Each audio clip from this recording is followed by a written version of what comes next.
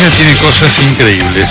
Hemos sabido que a partir de este aumento del salario mínimo vital y móvil, los reclusos que lo cobran van a cobrar más que 2 millones y pico de jubilados que cobran solo la mínima. Doctor Semino, ¿cómo le va? ¿Qué tal? Un placer. ¿Esto es así? Sí, en principio, desde la comparación de ambos sistemas, objetivamente es así. Lo que realmente llama la atención y genera también mucha preocupación, no porque haya que relacionar derechos que pueden estar conculcados en uno y en otro sector, ¿no? Porque a veces las condiciones de detención no son tan siquiera las mínimamente adecuadas. E inclusive yo estaba haciendo una consulta a partir de esto respecto a cómo funciona la ley de ejecución penal. La ley de ejecución penal en su artículo 120, y este es el gran cuestionamiento, Ignacio obviamente lo conoce mejor que yo, establece que el recluso va a cobrar el equivalente al 75% de ese salario mínimo vital y móvil, que va a llegar a 6.060 pesos para el mes de enero. Ahora, el artículo 121 dice cómo debe distribuirse ese quantum y habla de un 10% de resarcimiento para las víctimas del delito, un 35% para la familia del recluso si la tuviere, un 25% para pagar sus gastos de manutención cuando está privado de libertad, y un fondo de un 25% que se le acumula para cuando cumplida la condena salga y pueda reinsertarse socialmente. Ahora, nada de esto tampoco ocurre. Es decir, estamos frente a algo absurdo. Es decir, una persona que trabajó 30 o 40 años, que aportó para el sistema, 2.600.000, usted lo señalaba, el 53% de los jubilados cobran hoy 3.820 pesos. La mínima. Pero la mala noticia que se incorpora a esto es que 2.500.000 más cobran un poco más que la mínima. En cualquier caso, unos y otros están por debajo de lo que aportaron y de lo más elemental, que es la cobertura de sus necesidades básicas. Más allá de los aspectos reales, hay un elemento conceptual que es absolutamente del absurdo, el mundo al revés, ¿no? Así es. Evidentemente está aquellos que tienen deuda para la sociedad y estos otros que la sociedad tiene deuda para con ellos, ¿no es cierto? Entonces, de ahí surge el fuerte impacto de esta construcción que se ha dado y que nos pone en superficie algo que es obvio. Con 3.800 pesos, yo es más, he invitado a todos los candidatos presidenciales y demás para debatir cómo se puede vivir con eso en Argentina. Imposible. Nosotros calculamos ya desde 2009 en la Defensoría la canasta del jubilado. ¿Cuánto es? Es una canasta elementabilísima que para el mes de mayo de este año dio 7.608 pesos. Y le cuento, doctora, es una canasta que prevé, primero, gastos en alimentos para cubrir 2.000 calorías diarias. Obviamente, alimentos de segunda marca, y que es más, usted en su consultorio, cuando tiene que dar un consejo, no va a condecir con lo que puede consumir ese jubilado, porque usted va a decir, bueno, consúmame un aceite de molécula gruesa, es decir, pesada, pero el aceite de oliva vale 100 pesos el litro.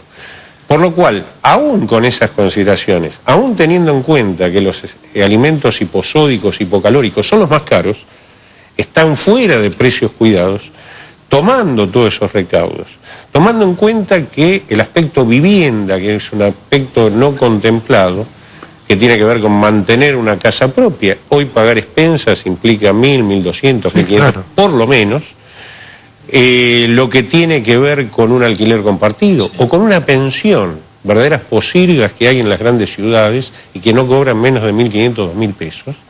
Bueno, cuando uno va sumando eso, le incorpora 3 medicamentos para patologías crónicas con el descuento de PAMI, con el mayor de los descuentos. Si no contemplamos tampoco en esa canasta que puede haber una etapa aguda de alguna enfermedad y que implica más gastos, teniendo incorporado viáticos menores durante el mes, un gasto de telefonía, esos 3 medicamentos, llegamos a esos 7.600 pesos. Que es el doble de lo que gana una mínima. Es el doble. Después, obviamente, las excusas es, bueno, pero un jubilado puede tener doble beneficio, jubilación y pensión, por ejemplo.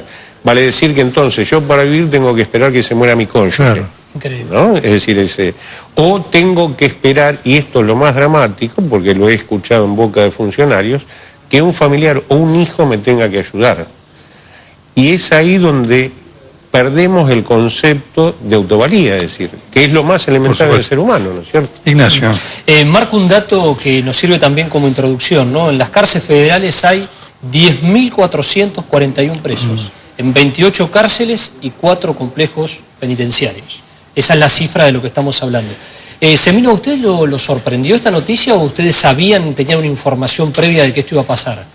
No, en realidad nosotros seguimos el tema jubilados y cuando confrontamos el tema jubilados con cualquier otro aspecto de la sociedad, vemos que hay una preconfiguración de vejez o de envejecimiento como pobreza, como exclusión. Es decir, se ha naturalizado esto y esto genera lo que hoy está pasando en nuestra sociedad y el sistema político institucional no ve, que es la jerarcofobia. Es decir, yo tengo miedo a envejecer, entonces hoy soy el retrato de Dorian Gray. Quiero ser así y de ninguna otra forma. Por lo cual, una sociedad que no admite el envejecimiento está admitiendo la alternativa que es la muerte. Así que estamos en una situación delicadísima y no observada. No observada. El problema de la Argentina y del mundo, por supuesto, pero acá indigna todo esto, sobre todo la gente. Mucha gente cobra la mínima debiendo cobrar más, ¿no es cierto? Así es. E inclusive apelando que a veces en el discurso político se dice, bueno, pero la década de los 90... Es más, muchos de los que dicen la década de los 90 fueron copartícipes de la privatización, de la cabalomanía, etcétera, etcétera. Pero en realidad, si bien se han recuperado, a mi criterio, cosas importantes, como es la reestatización de los fondos. Ahora, la reestatización de los fondos no quiere decir con hacer una FJP gubernamental. Claro. ¿No? Es decir, tienen que tener otro destino. La ley de movilidad es muy importante, pero si hay una recomposición del haber. ¿Y sirvieron o no sirvieron los aumentos que fue dando el gobierno que tanto se publicita? Ignacio, los aumentos en realidad tuvieron un buen comportamiento, los reajustes, no hubo aumentos, los reajustes, tuvieron un buen comportamiento paralelo a que fue la inflación durante años pasados y a su vez las paritarias. Ahora, como no hubo esa recomposición previa, claro, están atrás. Si nosotros decimos para septiembre es factible que haya un 15% de reajuste, estamos hablando de 500 pesos, menos de 20 pesos por día. Por lo cual necesitamos esa recomposición, nosotros lo estamos pidiendo, estamos invitando a los candidatos, vamos a hacer una reunión, perdón por el aviso parroquial, pero en Independencia 732 a las 14 horas el miércoles, para invitar a todos, las asociaciones de jubilados, las organizaciones de trabajadores activos, es decir, CTA, CGT, que han inclusive comprometido su presencia, y a todos los candidatos, para que nos digan a ver cómo salimos de este atolladero. Es un tema, lo hablábamos fuera de cámara, se está discutiendo en el mundo, y acá se obvia. ¿Por qué se obvia? Yo creo porque hoy el sistema previsional en un 50% lo financia impuestos, y de los impuestos el que más participa es el IVA. Es decir, nos encontramos con un sistema donde los pobres bancan a los pobres jubilados, o los pobres jubilados se bancan a sí mismos a través del consumo. Esto no es viable hacia el futuro. Un sistema que tiene 350.000 juicios, que hay 50.000 paralizados porque han muerto los causantes. Entonces, esto es darwinismo social puro. No hay duda. Entonces tenemos que ver cómo cambiar y cómo lo pueden hacer y plantear los candidatos, mientras sí la obligación de hoy es llevar a línea de flotación a aquellos que ya no pueden subsistir. Por eso estamos pidiendo 4.000 pesos de aumento para llevar a 7.600 el valor de la mínima. Y con los presos, Nelson, hay una polémica de fondo, ¿no? Que también se perdió un poco a la luz de la discusión que se hizo hoy con respecto a la comparación de las jubilaciones.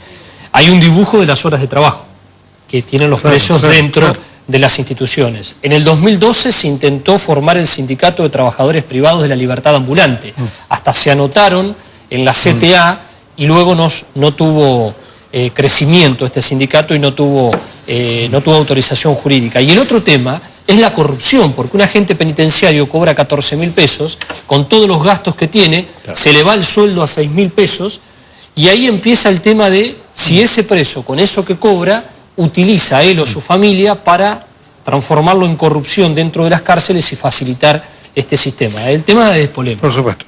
El mundo al revés. Sí, y no nos podemos quejar de la violencia, ha dicho el Papa Francisco, si excluimos sectores sociales. Claro. Doctor Semino, muchas gracias. Gracias a ustedes.